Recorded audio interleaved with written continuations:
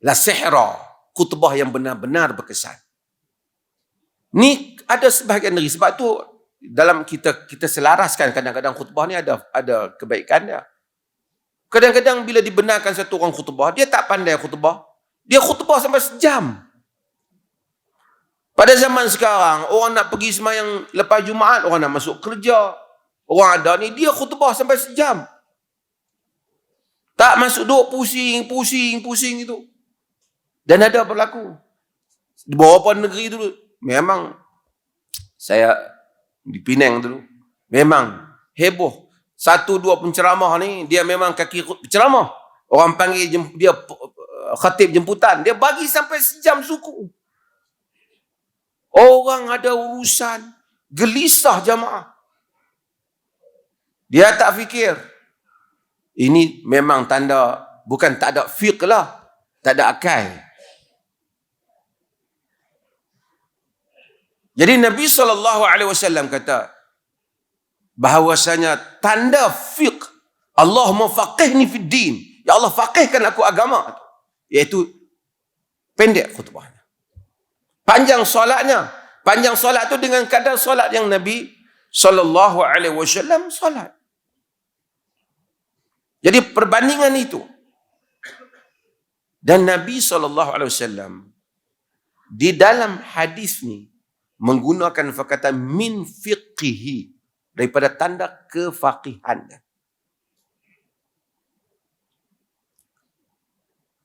Fiqh ni maksudnya dia tanda agama ni bukan saja tahu, tapi faqih. Sebab tu Nabi doa, Allahumma faqihhu fi din. Ya Allah, faqih dia agama.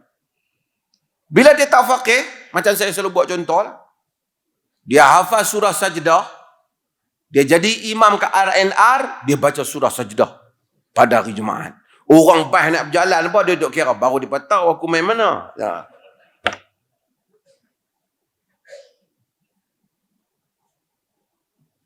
Dia ingat dia pandai. Dia tak pandai.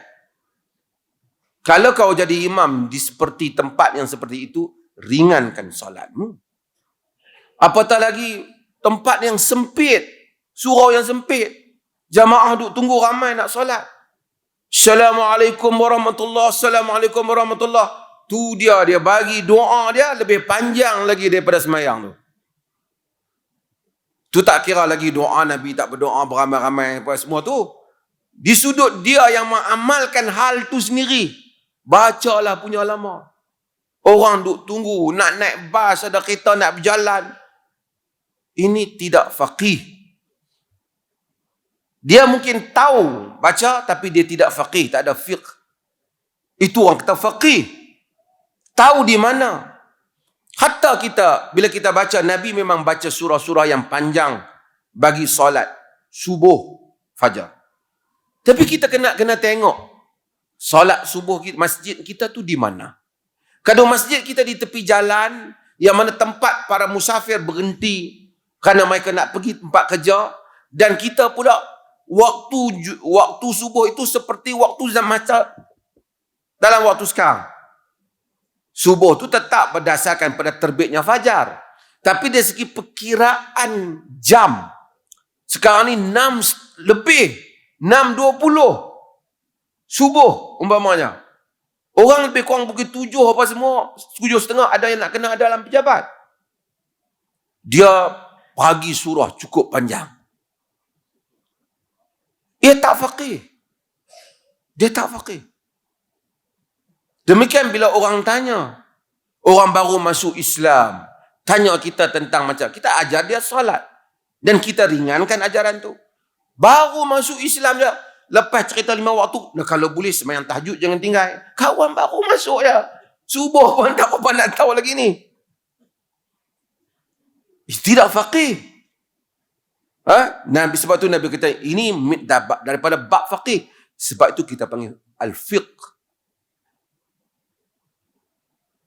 Al-fiqh tu walaupun dari segi umum makna al-ahkam al-amaliyah al-mustanbatah min adillati at-tafsiliyah, daripada hukum hakam amalan. Fiqh ni hukum hakam yang amalan. ilmu tentang hukum hakam yang membabitkan amalan. Kalau membabitkan dalam akidah kita, itu di bawah bab akidah. Macam mana nak wudu, macam mana nak salat. Sama juga. Kita pergi naik kapal terbang. Ataupun kita pergi satu tempat. Ayak tak berapa banyak. Orang musim ayak tak ada.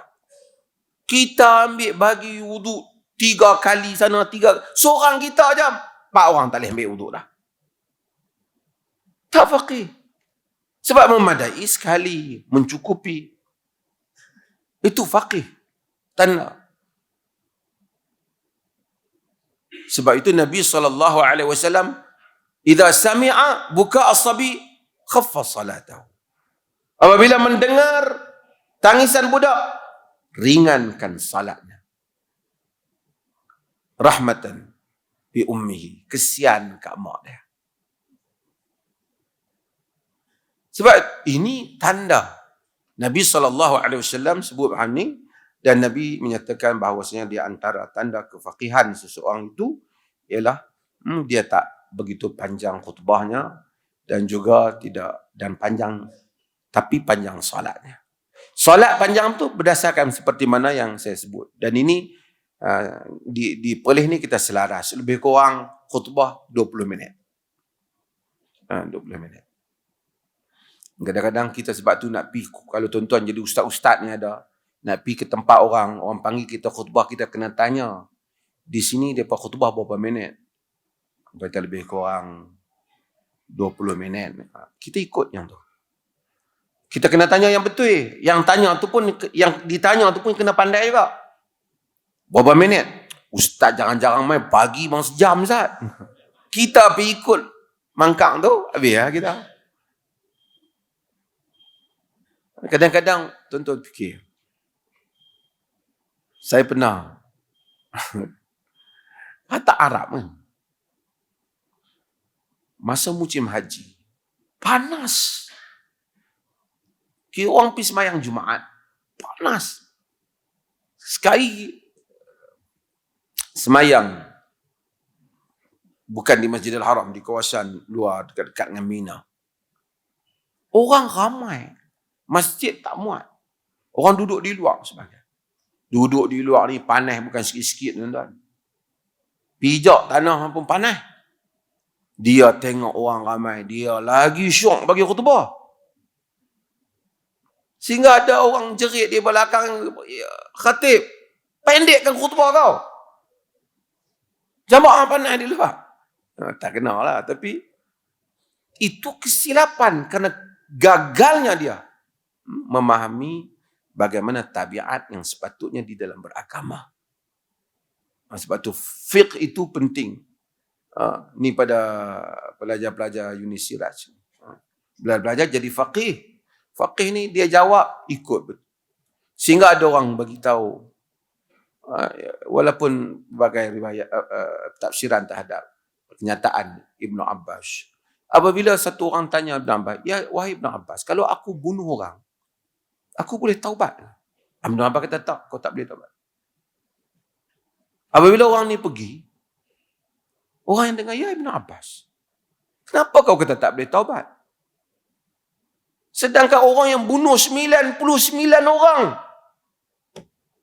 Nabi kata, Allah ampun taubat dosa dia. Allah terima taubat dia. Kata Ibn Abbas, aku nampak di muka dia nak pergi bunuh orang. Kalau aku kata boleh taubat ni, tentu dah dia pergi bunuh, lepas tu dia kata, lepas ni aku nak taubat. Ini maksudnya faqih. Jawab betul kepada orang yang tanya tu, tepat kepada sasarannya.